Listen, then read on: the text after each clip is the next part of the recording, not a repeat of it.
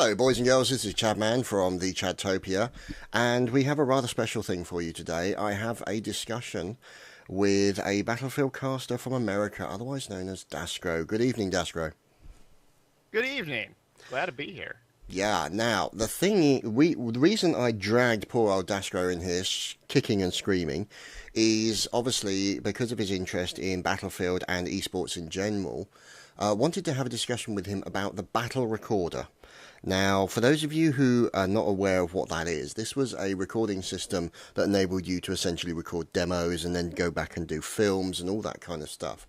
Now, for those of you who have not seen any of the Gamescom coverage, you will know that essentially Battle Recorder is not being included in Battlefield 4. Now, obviously, that's a matter of concern as far as we are concerned. Now, Daskro, have you had a lot of experience with battle recorders in previous Battlefield games? The most experience I've had when it comes to Battlefield Battle Recorder is in Battlefield 2. Battlefield 2 had sort of the definitive battle recorder experience where you could load up a demo of the game, a recording of the game that you just played, and then move that camera around and get every angle you could possibly want to capture all the various moments in the game. And having used that battle recorder quite often in Battlefield 2, I certainly hoped that in Battlefield 3 and in Battlefield 4 we would have seen it come back. Now, for those of you who are out there wondering why this is regarded as important, we are looking at this for Battlefield 4 from an esports point of view. Now, the reason why this kind of thing would be important is the same reason that demos are requested when you play things like Counter-Strike, when you play things like TF2, things of that nature, because this enables the admins to then take those recordings and review them and actually look to find out if there's anything suspicious. So if for whatever reason somebody complains that another player seems to be doing something suspicious, they can look at the demo and make a judgment based on that. And that's the reason why it will be important as far as Battlefield 4 is concerned, Daskro. Yes, I think there's an additional reason why Battle Recorder is desirable, and it's to allow in the post-production end the ability to really capture and accentuate those Battlefield moments. One of the really cool things about Battlefield as an esport is that it has this combined arms element where you have aircraft and tanks and infantry all fighting each other. And it gets so exciting and so amazing that a lot of us who play competitively or at least cast competitive matches tend to forget how incredible this sort of action is, this sandbox, larger-than-life experience. And a battle recorder allows us to recreate those kinds of moments for all to see.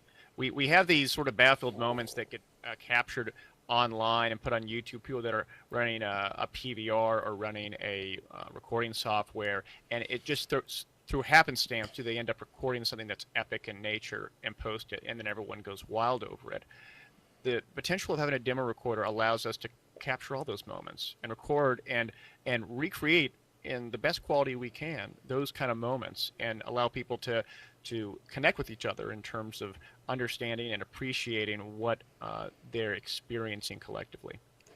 Now, yeah, I understand exactly what you're saying there, because one thing I found as a caster, you probably found this, is that because there's so much going on in the battlefield, you can't get to every single point. You can't expect to see, and sometimes you miss what would be regarded as a huge play because you can't technically see everything, because you're focusing on one particular aspect of the battle at that particular point in time. Now, obviously, if you have the demo, then like you said, you can fly around, you can capture those moments, you can change them, or well, not so much change them, but make them very cinematic in terms of their presentation, and use it as a way to sort of, toot the horn of Battlefield, so to speak.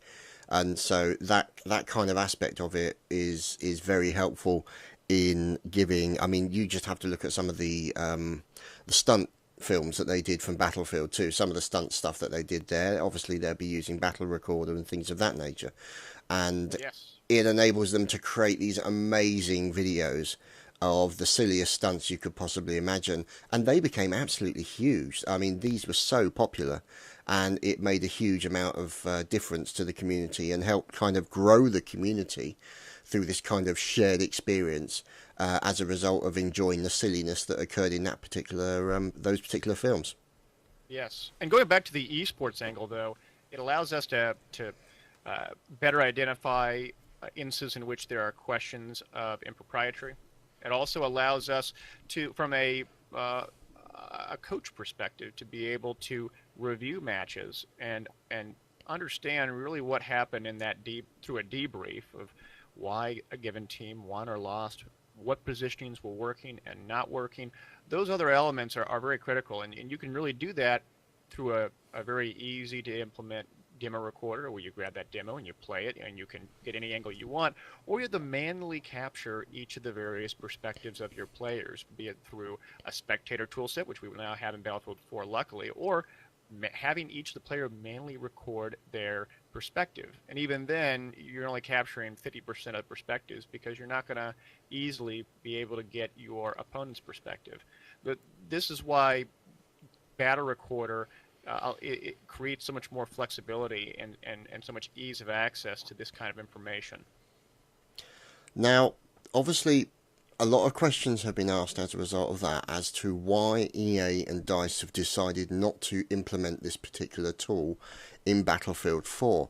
Now, some of the things that I've heard interviews, Jack Frags did a good interview with Lars recently that's up on his channel. If you guys haven't seen that, check out Jack Frags. And one thing he did say as a result of why this particular battle recorder has not been implemented is that they kind of had a plan. They sort of had a roadmap as to what they wanted to achieve, and they were afraid if they were going to try and put too much into the game, that as a result it would kind of dilute the effectiveness of what they've already decided to do, and sort of take away from them the entire Battlefield experience, which they obviously regard as very important. What's your thoughts on that? I think that is a very non-technical answer to, at its core, in my opinion, a very technical question. And here's why. Now, in going back to Battlefield 2 with the battle record that was in place, my team 20ID made a frag movie, a montage collection of highlights from every match that we had played over the course of 3 or 4 seasons of Battlefield. So every match that we had played, we'd save the demo, put it on a file server that we could all share, and then at the end of that 18-month period, whatever it may be, we began to do the editing process. And we found in horror that every time that we wanted to load up a demo, we had to backtrack on which patch that given game was played on in order for us to be able to run that demo. We had to uninstall the game and then patch Battlefield 2, which you could incrementally patch through individual patch executables, to that given patch. Then we would load the demo, do the recordings that we want to do, and then we'd patch up to the next version of the game and do it again for that next batch of matches. And that's because demo recorders are not videos. They are simply collections of information, metadata of all the players and their locations and the actions that they're taking that create all the action. But when you start changing the variables of the game, be it weapons damage or be it how much health that a given vehicle or asset or even a flag burn takes, when the demo tries to replay itself, it actually crashes. And this is a common issue that we see not just within Battlefield 2, but we saw it within StarCraft. We saw it within the most recent Company of Heroes 2 game, which has a demo recorder, but the moment it patches, all your previous demos no longer work. And one of the things that we have to remember in Battlefield 2 was that back in Battlefield 2, they were only patching the game every 6 months, maybe. And a lot of people said, well, okay, we'd like to see it patch better for issues of balancing and things like that. Bad Company 2 was patched every 9 months approximately, so it actually got worse in that respect. But when Battlefield 3 came out, due in part to the DLC unveilings and other things around those lines, we saw major updates to the game nearly every 3 months. And what they're saying in Battlefield 4 is that they're going to be patching the game in a much faster rate, anywhere between 1 to 2 months.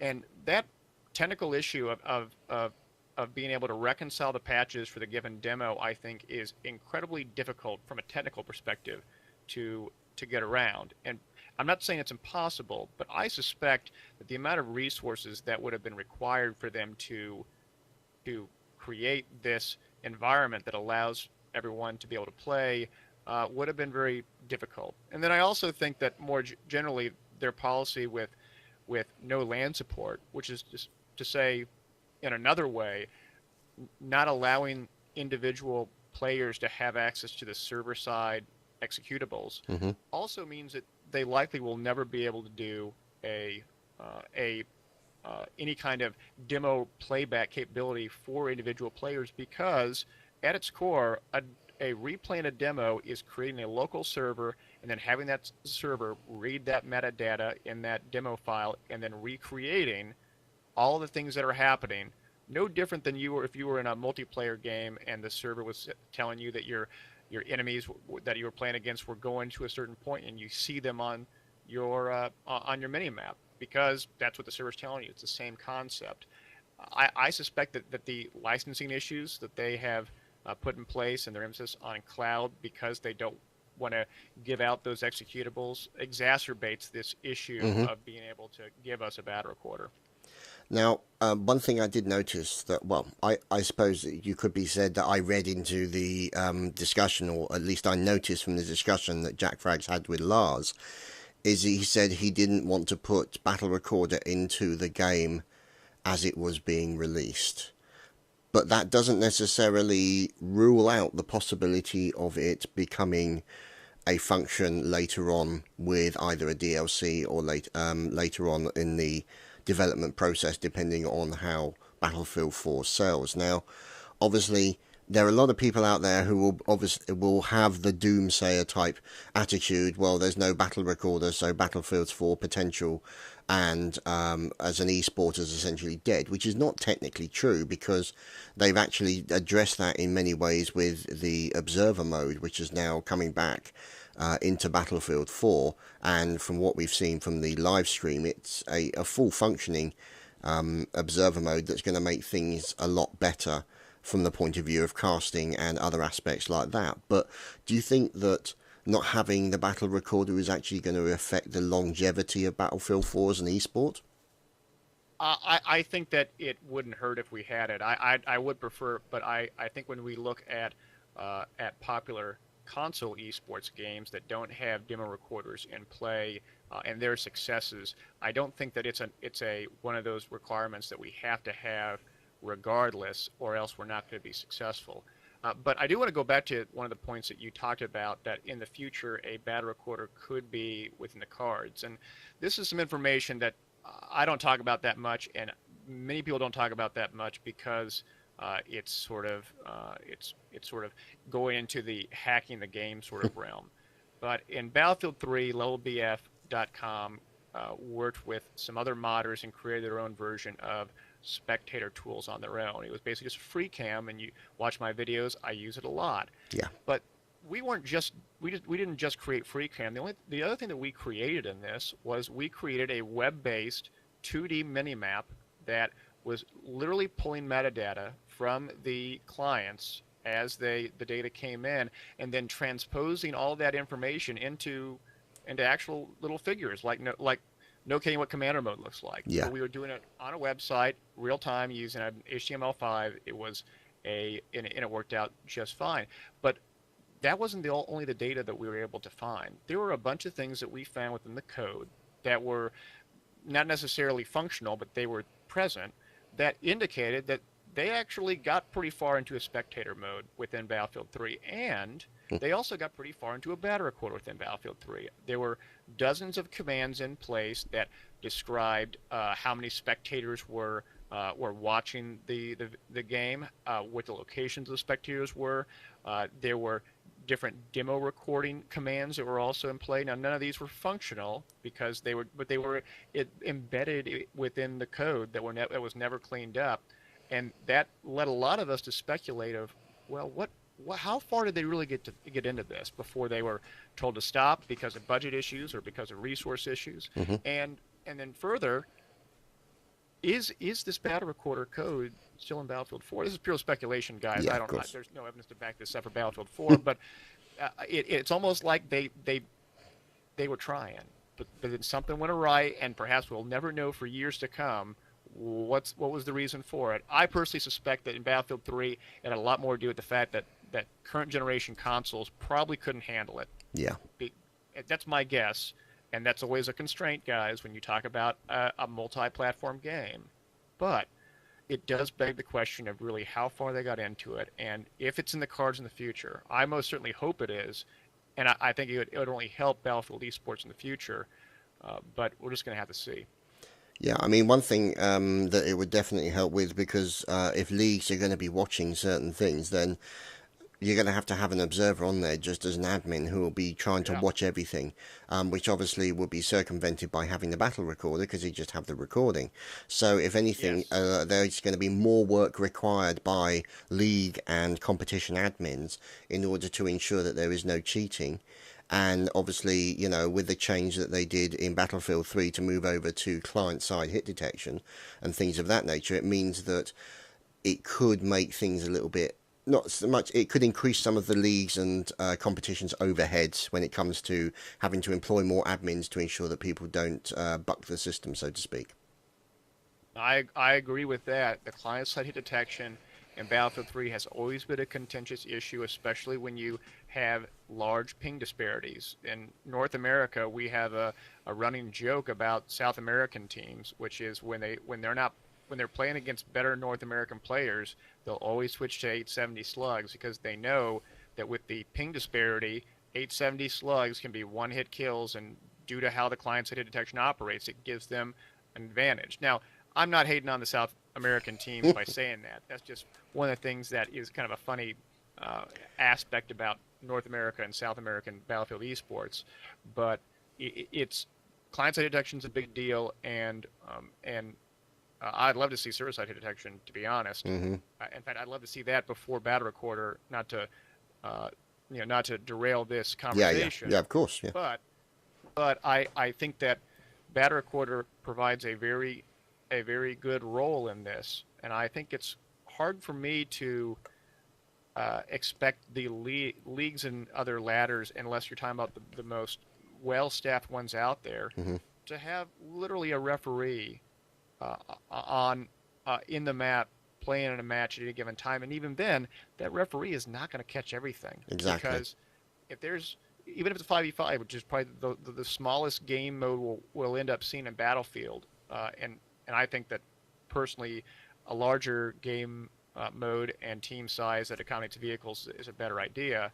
But regardless of what format and team size you're doing, watching even 10 guys total is difficult. And I say this as someone who does a lot of multi-POV commentaries where I'm looking at, no kidding, 9 or 10 different perspectives simultaneously. Yeah. It's hard. It really is. And you don't know exactly what, unless you have a very good eye for it, it's very difficult. So I have reservations about the efficacy of spectator tools in terms of anti-cheat, unless you have 4 referees on who can Yeah. watch 2 or 3 people apiece. But that manpower intensity is reserved only for the biggest leagues out there that can push that manpower on them.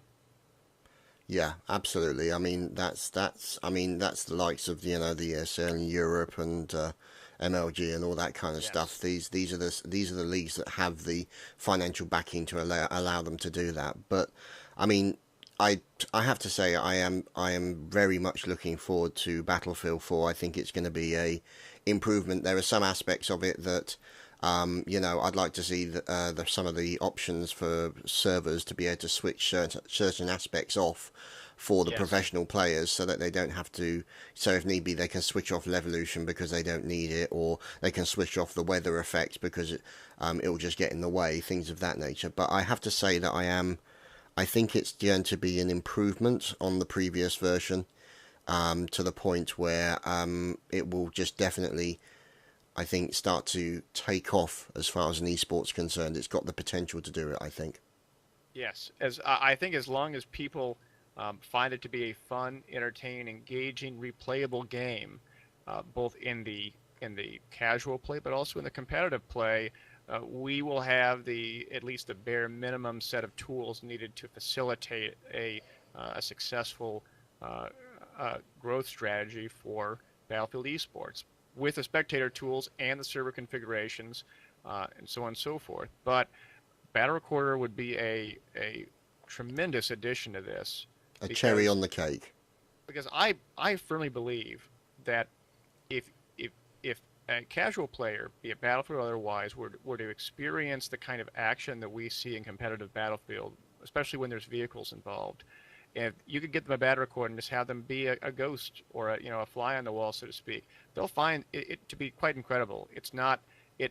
It's quite a contrast compared to other competitive FPS titles because unlike many which are round-based endeavors, Battlefield is constant. It keeps on going, and there's just a variety of action always there, almost too much compared to a game that like Call of Duty or Counter-Strike in which you have a round and then everyone dies and then you start over.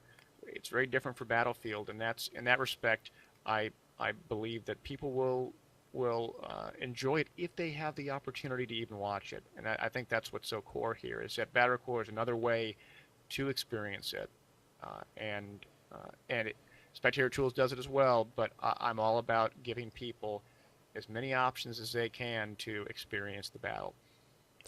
Absolutely. I completely agree.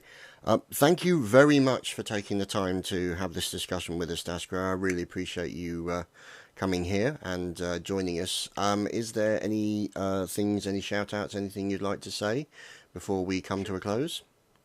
Yes, so Chad, I want to thank you for having me. I'm looking forward to many of these top Battlefield European teams like Epsilon to compete within Battlefield 4. Very excited about that. I know I'll be covering this, and I hope that you do too as well, Chad. Yeah. And especially doing some commentaries together. I'd very much like that.